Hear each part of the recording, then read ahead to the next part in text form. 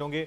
महेश जी, किस तरह से देख रहे हैं ये जो महाराष्ट्र कांग्रेस अध्यक्ष की तरफ से बयान दिया गया है, टीपू सुल्तान और शिवाजी की तुलना की गई है? नमस्कार। देखिए, मैं आपके सवालों का जवाब दूं उससे पहले जो है कुछ तथ्यात्मक चीजों को सामने रख के आपके दर्शकों को ये बताना उचित रहेगा कि हर्षवर्धन साहपाल का बयान जो है कितना घृणित है और कितना अपमानित करने वाला है।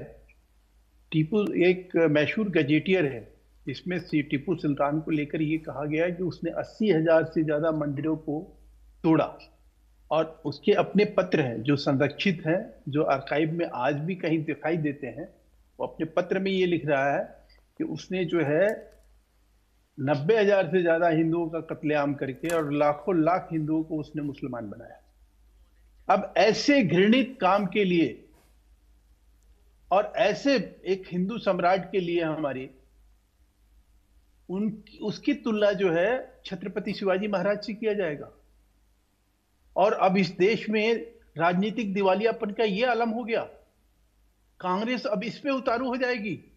तुष्टीकरण की नीति के तहत जो है अब यह किया जाएगा और टीपू सुल्तान का जो है फोटो लगा के वहां नगर निगम में, और क्या मैसेज दिया जा रहा है, क्या संदेश दिया जा रहा है कि अब आपके आदर्श टीपू सुल्तान रह गए।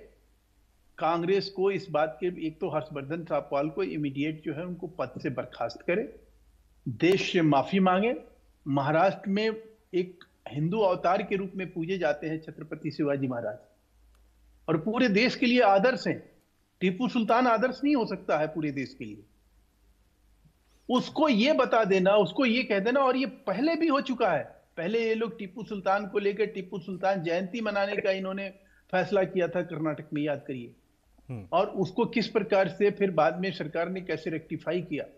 और ये किस तरह के लोग हैं, किस तरह की सोच है कि देश में जो है ये इस तरह की चीजों को बढ़ावा और चढ़ावा देने के बाद, इस तरह से चीजों को आगे बढ़ाने के उद्देश्य से जो एक तुष्टीकरण हो मुसलमानों को खुश करने की नीयत से, क्या यही इस तरह से मुसलमान को कहीं कहीं भला होगा इस देश में?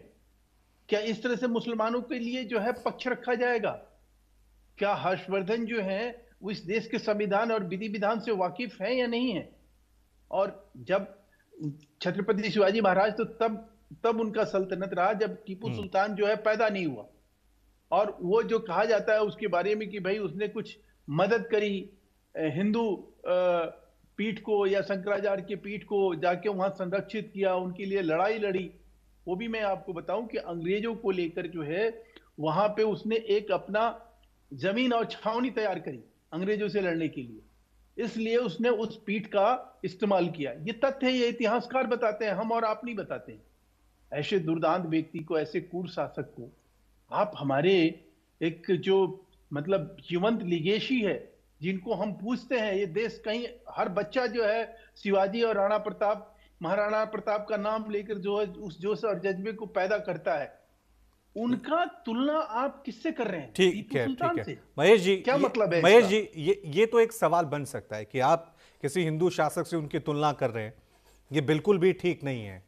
लेकिन ये भी तो इतिहास है ना कि टीपू सुल्तान एंटी ब्रिटिश थे, अंग्रेजों के खिलाफ लड़े, भारत को एक रूप में देखते थे, ये भी उनका इतिहास है। अगर कोई वर्ग उनको अपना हीरो मान रहा है तो उसमें आपत्ति क्या हो सकती है? हाँ, तुलना करना गलत है, आप किसी से तुलना कर रहे हैं, लेकिन कोई वर्ग, अगर मुस्लिम लोग या कोई और लोग उनको अपना हीरो मानते हैं तो उसमें आपत्ति क्या हो जाती है फिर?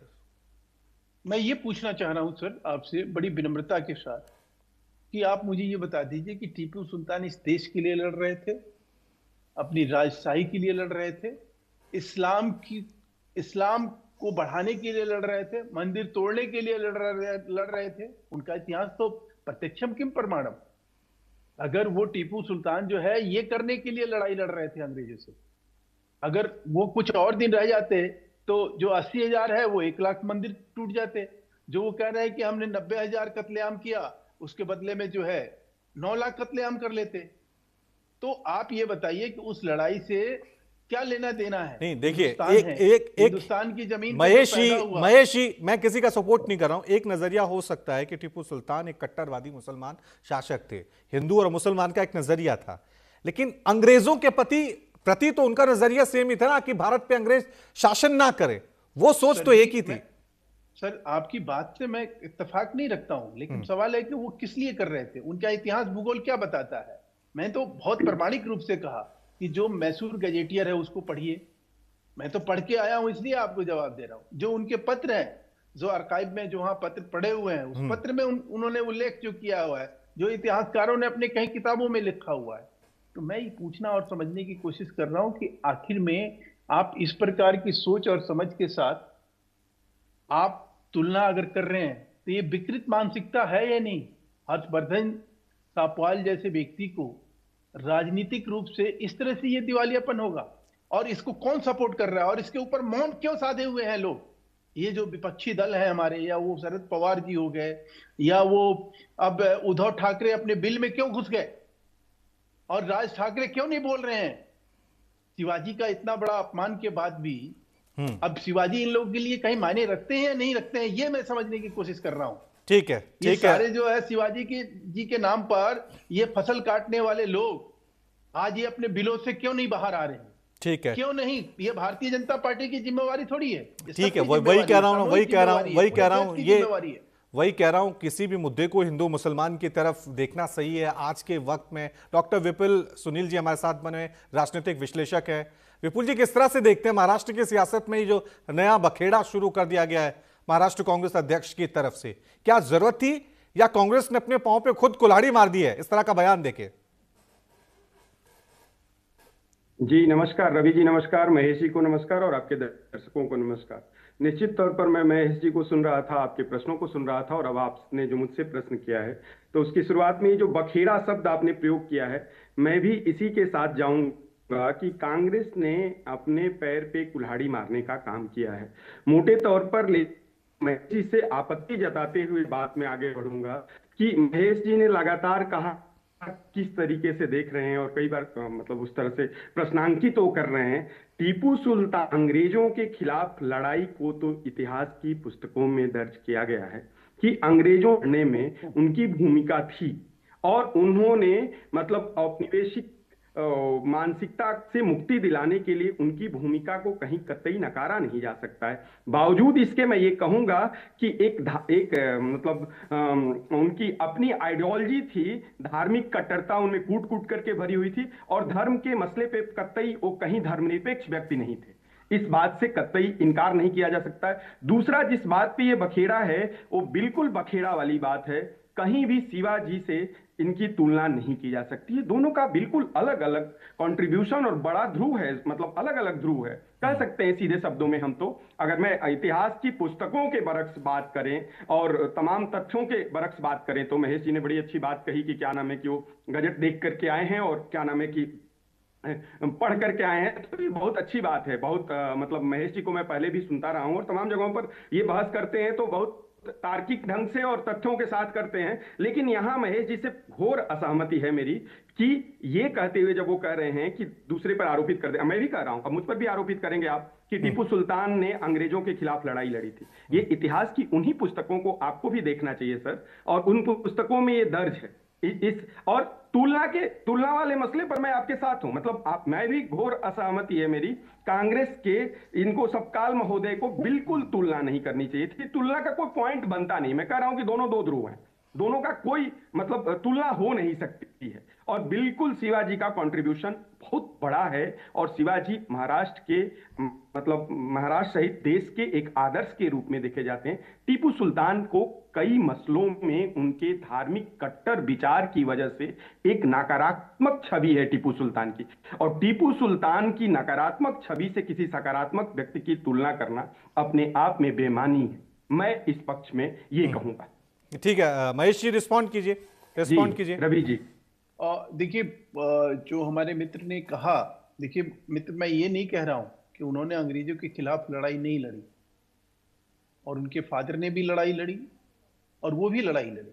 मेरा सिर्फ ये मेरा जो तर्क है या मेरा जो लॉजिक है वो ये है कि वो लड़ाई जो है, उस लड़ाई के पृष्ठभूमि में जाइए या उससे पहले उनके इतिहास और भूगोल को अगर खंगालिए तो उसमें क्या दिखाई दे रहा है कि टीपू सुल्तान एक क्रूर शासक थे। हिंदुओं के मामले में वो बहुत बड़ा अन्यायी और अत्याचारी शासक साबित हुए। और उस अन्यायी और अत्याचारी शासन को लेकर जो है, जो उन्होंने लड़ाई अंग्रेजों से लड़ी, जो अंग्रेज जो आए और वो चाह रहे थे कि भाई उस पर कब्जा करे, तो मेरा ये कहना है कि अगर मान लीजिएगा अंग्रेज नहीं आते, अगर वो कंटिन्यू करते तो क्या होता हिंदुओं के साथ? हिंदुओं के साथ वही होता ना जो वो पहले से करते आ रहे हैं। तो हमारा ये कहना है कि हम उस बात को नहीं झुठला रहे हैं कि वो अंग्रेजों से लड़ाई नहीं लड़े। हमारा ये कहना है कि वो एक ऐसे व्यक्ति थे जिन्होंने हिंदुओं को अपनी दमनकारी नीति की वजह से जो है काफी कुछ उनका नुकसान किया, और ऐसे दमनकारी व्यक्ति को शिवाजी से तुलना करना, और ये कोई पहली बार नहीं हो रहा है। कांग्रेस के कई मित्रों ने पहले भी शिवाजी का जिस तरह का अपमान किया, जिस तरह से उनके सम्मान में ऐसी बातें कही गई, और उसको लेकर अब देखिए, अगर आप इस तरह के वातावरण तैयार करेंगे, इस तरह का बोलेंगे और उसके बाद कहेंगे कि ईवीएम में गलती है, वोट चोरी हो रही है, उसके बाद आप झूठ और प्रपंच बोलना शुरू करेंगे, आपकी सत्ता की बेरोजगारी कब बढ़ती है? इसी कारण से बढ़ती है, क्योंकि आपके पास कोई भी वो विजन नहीं है, कोई ऐसा रीजन नहीं है कि जो आप देश को कुछ ऐसा बता सके, किसी अच्छे रास्ते पे लेके जा सके, कोई मान सम्मान की बात कर सके। अभी वंदे मातरम का ही देख लीजिए, वंदे मातरम पे ये सारे खामोश हैं। वंदे मातरम इस देश की आजादी की आत्मा है, उस आवाज को किस तरह से दबाने का काम किया जा रहा है, और कैसे उसको लेके एक तालिबानी सोच को जो है उसको मौन समर्थन दिया जा रहा है, और ये कहा जा रहा है कि इस देश में वंदे मातरम क्यों बोला जाएगा, क्यों कहा जाएगा, कहां बोला जाए? फिर कौन सा ऐसा देश है जहां वंदे मातरम जाके बोले जाए? और एक मुसलमान को छोड़ के कोई भी अल्पसंख्यक समुदाय का व्यक्ति ये नहीं कह रहा है कि हमारे धर्म का इससे अपमान हो रहा है, हमारे धर्म का कोई तिरस्कार करने की ये सोची समझी जो है सरकार की चाल है। तो ये सारी चीजों को अगर कहीं हम सामने कहीं रख के बात करें तो ये एक तरह से उन्मादी सोच है। उस उन्माद लेकिन को महेश जी, और महेश जी, ये तो इनके और ओवैसी के बीच में कहीं अभी कंपटीशन है कि मुसलमानों का सबसे बड़ा हितैषी कौन है। लेकिन महेश ये जी, तो अगर देश को गाली दें, देश के खिलाफ कोई साजिश करे मुसलमानों को लेकर, तो उसमें कोई दो राय नहीं। लेकिन महेश जी देखिए, टीपू सुल्तान को लेकर किसी के लिए वो हीरो हैं और आपकी नज़र में वो एक विलन की तरह है। लेकिन अगर बहुत सारे लोगों को याद होगा 90 का दशक, तो टीवी पे टीपू सुल्तान के सीरियल चलते थे, उनको बहुत बड़ा देशभक्त उसमें दिखाया जाता था, अकबर को दिखाया जाता था। हाँ, उस दौर में उनको हीरो की तरह पेश किया जाता था। आपके वाले दौर में उनको विलेन की तौर पे पेश किया जा रहा है। मैं फिर से तो कह रहा हूं, जो इतिहास का छात्र है वो किसको सच माने? देखिए, गुरु गोविंद सिंह जी को क्या पढ़ाया जाता था कि वो एक आतंकवादी है, आक्रमणकारी थे गुरु गोविंद सिंह जी। भगत सिंह को आतंकवादी पढ़ाया गया। आपको सुन के हैरानी होगी, गुरु के लेकर इस तरह के चीजों को पढ़ाया जाता था। जब ये इस तरह की चीजें अगर हमारे सामने रखी गई और वामपंथी सोच जो है हावी था हमारे सिस्टम पे। मैकाले क्या था, याद करिए, मैकाले इस देश में क्या था? मैकाले तो मतलब एक एडवाइजर था वायसराय का, उसका पीए था, और उसने पूरे देश की मैकाले एजुकेशन पॉलिसी बना दी। लेकिन महेश जी, मेरा सवाल वही है, जैसे आप लोग कहते हैं, साथ जो मजाक किया गया, जैसे आप लोग कहते हैं कि ये इतिहास वामपंथियों ने लिखा है। आज आप दक्षिणपंथी हैं, दक्षिणपंथी इतिहास को एक अलग नजरिए से पेश कर रहे हैं।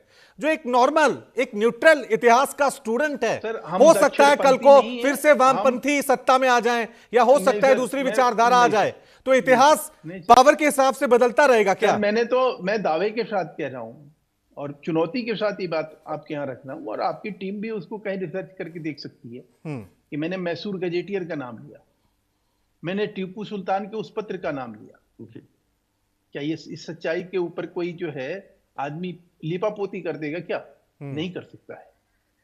तीसरी जो सबसे इंपॉर्टेंट बात वो ये कि साहब, अब से पहले जो है मैं देख रहा था कि कौन कौन से वीर आपने एक जो है जिस तरह की बातें जो है उठाई गई, जिस प्रकार से जो चीजें जो है देश के भीतर फैलाई गई, वो बहुत इंपॉर्टेंट है। वो ये कि देखिए, मुसलमान के नाम पर इस देश में सारा कुकर्म, सारा कुकृत्य, संविधान को भी परे रख दिया गया। कोर्ट भी जो है कहीं आज ही जाके कहा कि भाई आप क्या कर रहे हो इस देश में, तालिबान थोड़ी, अच्छा आप तालिबानी व्यवस्था ही लागू ठीक है। कर लीजिए अपने लिए। ठीक है, क्योंकि मेरे पास कह दीजिए ना कि भाई चोर कर नहीं, ठीक है, जो चोरी करेगा ठीक है, उसके मेरे दोनों पास हाथ क्योंकि काट दिए समय कम जाएंगे, है, मैं आखिर में सुनील कोड़े जी को मारे भी, जाएंगे। सुनील तो जी को भी, तालिबानी व्यवस्था के तहत इनको ले आइए ना फिर। ठीक है, सुनील जी लास्ट कमेंट जी आपका।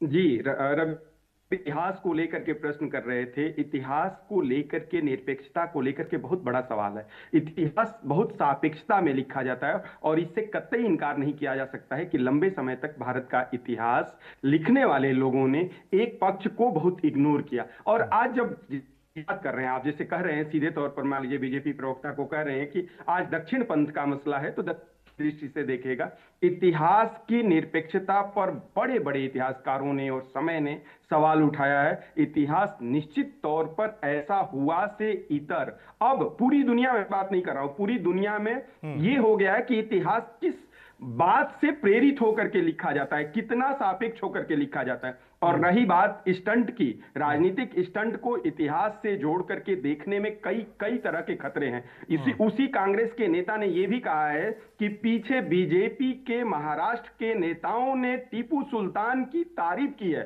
निकाय चुनाव में कहीं, तो क्या अब उस पर क्या कहेंगे? ठीक है, ठीक है, ठीक है। अब ये क्योंकि इतिहास जैसे जैसे सत्ताएं बदलती हैं उसके साथ इतिहास को भी इंटरप्रिटेशन जो है अपने हिसाब से की जाती है। अभी जो ये मामला है ये हमें ऐतिहासिक से ज्यादा सियासी ज्यादा दिख रहा है।